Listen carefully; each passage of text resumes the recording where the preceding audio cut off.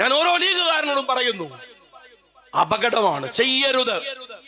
ഇവിടുത്തെ സവർണ ബോധമുണ്ടല്ലോ, ദളിതുകളെ ദളിതുകളാക്കി നിർത്താൻ, അവരെ കീഴാളരാക്കി നിർത്താൻ, അവരെ പണിക്കാരായി നിർത്താൻ, അവരെ വോട്ട് യന്ത്രമാക്കി നിർത്താൻ EMS മുതൽ തുടങ്ങിയിട്ടുള്ള കമ്മ്യൂണിസ്റ്റ് പ്രത്യയശാസ്ത്രത്തിന്റെ ഒരു സവർണ മേധാവിത്വമുണ്ട്, ആ വികാരമുണ്ട്. ആ വികാരം ഇവിടുത്തെ ഹിന്ദു സമൂഹത്തിൽ മാത്രമെന്ന് ഞാൻ വിചാരിക്കുന്നില്ല. ഞാൻ പലപ്പോഴും ഒരു വയനാട്ടുകാരൻ എന്ന നിലക്ക് പലരുമായി സംവദിക്കാറുണ്ട്. ഇടതുപക്ഷക്കാര് പറയുന്ന ഒരു കാര്യം എന്താ, നിങ്ങള് കോളനികൾ കോളനികളായി തനിമയോടെ നിൽക്കണം. ആദിവാസികൾ അവർ ജീവിച്ചു വരുന്ന ചുറ്റുപാടിൽ നിന്ന് പറിച്ചു നട്ടാൽ അവര് വേറെന്തോ ആയിപ്പോകും. അതുകൊണ്ട് എൻ ഊര്, മുഖ്യമന്ത്രിയുടെ മരുമോന്റെ ടൂറിസം പരിപാടിയാണ് എൻ ഊര്. എന്തിനാണ് നിങ്ങൾ ഈ ആദിവാസി സമൂഹത്തെ എടോ കമ്മ്യൂണിസ്റ്റുകാരാ ഒരു വെറും വോട്ട് യന്ത്രമാക്കി മാറ്റി നിർത്തുന്നത് ഈ വയനാട്ടിൽ? ഞാൻ ഇവിടുത്തെ ഓരോ മനുഷ്യരോടും പറയുന്നു, നെഞ്ചോട് ചേർത്ത് ആ സമൂഹത്തെ പിടിക്കണം. സ്കൂളുകളിൽ അവര് കൊടിഞ്ഞു പോകുന്നുണ്ടെങ്കിൽ നിങ്ങൾ അവരെ സഹായിക്കണം. അത് KMCC ആയാലും, അത് ഇവിടുത്തെ ലീഗുകാരനായാലും, ഇവിടുത്തെ കോൺഗ്രസുകാരനായാലും ഇവിടുത്തെ മനുഷ്യന്റെ ബാധ്യതയാണ്. ഇത് രാധാകൃഷ്ണന് പകരം വന്ന ഒരു മന്ത്രിയുടെ മണ്ഡലമല്ലേ? ദളിതുകളെ, ആദിവാസികളുടെ, അവരുടെ പുരോഗതിക്ക് വേണ്ടി പ്രവർത്തിക്കേണ്ട ഒരു പ്രദേശമല്ലേ? എന്നാൽ നിങ്ങൾ മനസ്സിലാക്കിക്കോ, ഈ 8 കൊല്ലക്കാലത്തിനിടക്ക് വയനാട്ടിലെ ആദിവാസി സ്കൂളുകളിലെ കുട്ടികളുടെ ഡ്രോപ്പ് ഹൗസ് 70%. കുട്ടികൾ കൊടിഞ്ഞു പോവുകയാണ്. ആദിവാസി കുട്ടികൾ 1ഉം 10ഉം അല്ല, 70%. 5ഉം 6ഉം കുട്ടികൾ മാത്രമുള്ള ക്ലാസ് മുറികൾ, ദളിത് ക്ലാസ് മുറികൾ, ആദിവാസികൾ ക്ലാസ് മുറികളിൽ ഉണ്ട്. എങ്ങനെയാണ് ഇവർ കുടിയൊഴിഞ്ഞു പോകുന്നത്? ഇവിടെ ഒരു പ്രശ്നം കൂടെ ഞാൻ പറയട്ടെ. നിങ്ങൾ, ബഹുമാനപ്പെട്ട മന്ത്രിയോടുകൂടെ പറയട്ടെ, നിങ്ങൾ ചെയ്യുന്നത് അപകടകരമായ ഒരു പ്രവണതയാണ്. അപകടകരമായ പ്രവണത എന്താണെന്നറിയുമോ? നിങ്ങൾ ഈ ദളിത് സമൂഹത്തെ അനാവശ്യമായ രാഷ്ട്രീയത്തിന് വേണ്ടി ഉപയോഗിക്കുന്ന ഒരു പണി നിങ്ങൾക്കുണ്ട്. നിങ്ങൾ ഓർത്തു നോക്കൂ, ഇവിടുത്തെ മുസ്ലിങ്ങൾ എങ്ങനെയാണ് ഈ സംഘാടന രീതിയിലേക്ക് വന്നത്? പള്ളികൾ, സ്കൂളുകൾ, മദ്രസകൾ, പുരോഗതികൾ, നാട്ടിന്റെ മുഖ്യധാരയിൽ അവരെങ്ങനെയാണ് എത്തിയത്? നവോത്ഥാന സംരംഭങ്ങൾക്ക് വേണ്ടി പ്രവർത്തിക്കാൻ ഒരു വക്കം അബ്ദുൽ ഖാദർ മൗലവി ഉണ്ടായിരുന്നു, സീതി സാഹിബ് ഉണ്ടായിരുന്നു, ബാഫക്കി തങ്ങൾ ഉണ്ടായിരുന്നു. നായർ സമൂഹം മുഖ്യധാരയിലെത്തിയത് മന്നത്തു പത്മനാഭന്റെ പരിശ്രമ ഫലമാണ്.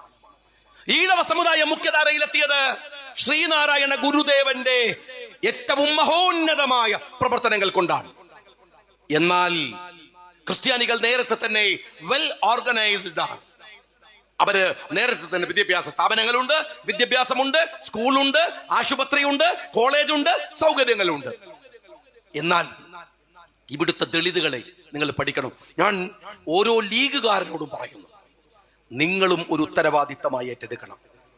ഈ കോളനികൾ സൂക്ഷിക്കണം. ഞാൻ പലപ്പോഴും ഒരു വയനാട്ടുകാരൻ എന്ന നിലക്ക് പലരുമായി സംവദിക്കാറുണ്ട്. ഇടതുപക്ഷക്കാര് പറയുന്ന ഒരു കാര്യം എന്താ, നിങ്ങള് കോളനികൾ കോളനികളായി തനിമയോടെ നിൽക്കണം. ആദിവാസികൾ അവർ ജീവിച്ചു വരുന്ന ചുറ്റുപാടിൽ നിന്ന് പറിച്ചു നട്ടാൽ അവര് വേറെന്തോ ആയിപ്പോകും. അതുകൊണ്ട് എൻ ഊര്, മുഖ്യമന്ത്രിയുടെ മരുമോന്റെ ടൂറിസം പരിപാടിയാണ് എൻ ഊര്.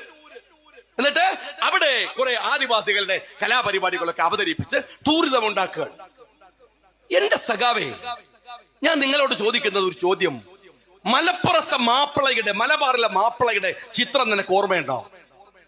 കറുത്ത കറുത്ത കാച്ചി മുണ്ടൊടുത്ത മാപ്പിള പെണ്ണുകള്, കള്ളിമുണ്ട്, ഒരു നല്ല പച്ച ബെൽറ്റ്, അരയിൽ ഒരു പേനാക്കത്തി. ഇതല്ലേ മാപ്പിള? തനിമ നിലനിർത്താൻ ആ മാപ്പിളനെ നീ സമ്മതിച്ച? നീ പറഞ്ഞോ? അല്ല, നീ പറഞ്ഞ അവര് നിൽക്കുവോ? മാപ്പിള വളർന്നല്ലോ. എവിടെ പോയി കാച്ചിമുണ്ട്? എവിടെ പോയി ബെൽറ്റ്? പാരമ്പര്യം അതല്ലേ. ഇവിടുത്തെ ക്രിസ്ത്യാനിയുടെ വേഷം എന്താ അറിയോ? ചട്ടയും മുണ്ടുമാണ്. കണ്ടിക്കോ നിങ്ങള്? എന്താണ് മാർഗം കളി കണ്ടിട്ടില്ലേ? സ്കൂളില് മാർഗം കളിക്കുമ്പോ മാത്രം ഇവിടെ തിരികെ വെച്ച ഒരു ചട്ടയും മുണ്ടൊക്കെ ആയിട്ട് കുറച്ച് ആളുകൾ വേഷം കെട്ടി വരും. ഒരു ക്രിസ്ത്യാനിടത്തും ഒരു ക്രിസ്ത്യാനിയും അതുപോലെ നടക്കുന്നില്ല. അപ്പൊ ക്രിസ്ത്യാനിക്ക് പുരോഗതിയാവാ അല്ലേ? മുസ്ലിമിന് പുരോഗതിയാവാ. ആദിവാസി എപ്പോഴും ആദിവാസി. ഇതെന്ത് നീതിയാണോ? ഇതെന്ത് മര്യാദയാണ്? എന്തെന്നറിയുമോ? ഇവിടുത്തെ ഞാൻ ചോദിക്കട്ടെ, ഈ വെള്ളമുണ്ട പഞ്ചായത്തിലെ ആദിവാസി കോളനികളിൽ എത്ര പേർക്ക് പ്രവാസം അറിയാം? ഈ വെള്ളമുണ്ടയുടെ പുറത്ത്, ജില്ലയുടെ പുറത്ത്, ഈ നാട്ടിൽ ഈ മുസ്ലിം കമ്മ്യൂണിറ്റി എങ്ങനെയാ പുരോഗതിയിലേക്ക് വന്നത്? ക്രിസ്ത്യാനികൾ എങ്ങനെയാ വന്നത്? ഈഴവൻ എങ്ങനെയാ വന്നത്? നായന്മാർ എങ്ങനെയാ വന്നത്? അവരൊക്കെ പ്രവാസം പോലും പരിശോധിച്ചവരാണ്, വിദേശത്ത് പോയവരാണ്. എനിക്ക് പലപ്പോഴും സങ്കടമുണ്ടാക്കുന്ന ഒരു കാര്യമുണ്ട്. ഒരു അങ്ങാടിയിലേക്ക് ഒരു ദളിത് പെണ്ണ്, ഒരു പണിയറ വിഭാഗത്തിൽപ്പെട്ട ഒരു സ്ത്രീയാണ് എന്ന് നിങ്ങൾ വിചാരിക്കുക. അവർ നല്ല ഒരു സാരി എടുത്തു വന്നാൽ അവിടുത്തെ മേൽജാതിക്കാര് മാത്രല്ല, എല്ലാവരും, മുസ്ലിം ആയാലും ക്രിസ്ത്യാനി ആയാലും ഒരു പൊതുസമൂഹം അവരെ ഒരു അതിശയത്തിൽ നോക്കുക. ഞാൻ ഓരോ ലീഗുകാരനോടും പറയുന്നു, അപകടമാണ്, ചെയ്യരുത്. ഇവിടുത്തെ സവർണ ബോധമുണ്ടല്ലോ, ദളിതുകളെ ദളിതുകളാക്കി നിർത്താൻ, അവരെ കീഴാളരാക്കി നിർത്താൻ, അവരെ പണിക്കാരായി നിർത്താൻ, അവരെ വോട്ട് യന്ത്രമാക്കി നിർത്താൻ EMS മുതൽ തുടങ്ങിയിട്ടുള്ള കമ്മ്യൂണിസ്റ്റ് പ്രത്യയശാസ്ത്രത്തിന്റെ ഒരു സവർണ മേധാവിത്വമുണ്ട്, ആ വികാരമുണ്ട്. ആ വികാരം ഇവിടുത്തെ ഹിന്ദു സമൂഹത്തിൽ മാത്രമെന്ന് ഞാൻ വിചാരിക്കുന്നില്ല, ഇവിടുത്തെ എല്ലാ ജാതിമത സമൂഹങ്ങളിലുമുണ്ട്. ഒരിക്കലും മനസ്സിൽ പോലും അങ്ങനെ ഒരു ചിന്ത ഉണ്ടാവരുത്. യാ അയ്യുഹന്നാസ് ഇന്നാ ഖലഖനാകും മിൻ സകരിൻ വഉൻസാ വജഅൽനാകും ശുഊബൻ വഖബാഇല ലിതഅറഫു ഇന്ന അക്രമകും ഇൻദല്ലാഹി അത്ഖാകും. നിങ്ങളെ വേർതിരിച്ചിട്ടില്ല, കോളനിയായി, വേറെയായി, ജാതിയായി, മതമായി, ഹൃദയത്തിന്റെ നേരും വിശുദ്ധിയിലും അല്ലാതെ. പക്ഷെ പലർക്കും ആ ധാരണയുണ്ട്. എപ്പോഴെങ്കിലും എന്റെ മനസ്സിൽ തോന്നുമ്പോൾ ഞാൻ അത് പറിച്ചെറിയാറുണ്ട്. എന്തിനാണ് നിങ്ങൾ ഈ ആദിവാസി സമൂഹത്തെ, എടോ കമ്മ്യൂണിസ്റ്റുകാരാ, ഒരു വെറും വോട്ട് യന്ത്രമാക്കി മാറ്റി നിർത്തുന്നത് ഈ വയനാട്ടിൽ? ഞാൻ ഇവിടുത്തെ മന്ത്രിയോട് പറയട്ടെ, ഇത് അപകടമാണ്. വെറുതെ അല്ല കോളനികളിൽ BJP പിടിമുറുക്കുന്നത്, RSS പിടിമുറുക്കുന്നത്, നിങ്ങളുടെ ബൂത്തുകളിൽ രണ്ടാം കക്ഷിയായി RSS വരുന്നത്. ഞാൻ ഇവിടുത്തെ ഓരോ മനുഷ്യരോടും പറയുന്നു, നെഞ്ചോട് ചേർത്ത് ആ സമൂഹത്തെ പിടിക്കണം. സ്കൂളുകളിൽ അവര് കൊടിഞ്ഞു പോകുന്നുണ്ടെങ്കിൽ നിങ്ങൾ അവരെ സഹായിക്കണം.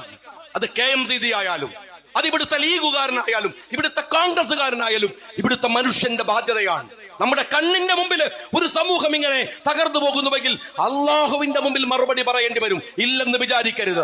ഇത് ഖായിദ മില്ലത്ത് മുഹമ്മദ് ഇസ്മായിൽ സാഹിബിന്റെ രാഷ്ട്രീയ പാർട്ടി എന്ന നിലയ്ക്ക് തന്നെയാണ് ഞാൻ നിങ്ങളോട് പറയുന്നത്. സൂക്ഷ്മതയുണ്ടാവണം സ്നേഹമുള്ളവരെ, ഗൗരവത്തോടെ ആ രാഷ്ട്രീയത്തെ കാണാതിരിക്കരുത് നിങ്ങളെന്ന് ഞാൻ നിങ്ങളോട് സ്നേഹപൂർവ്വം പറയുകയാണ്. ഈ സവർണാധിപത്യത്തിന്റെ ഈ വികൃതമായ രാഷ്ട്രീയം, വോട്ട് മതി, അതിനപ്പുറം ചിന്തയില്ല, അതിനെന്ത് തോന്നിവാസവുമാ. ഈ രാഷ്ട്രീയം എത്ര കാലം കൊണ്ടു നടക്കും സഖാക്കളെ നിങ്ങൾ?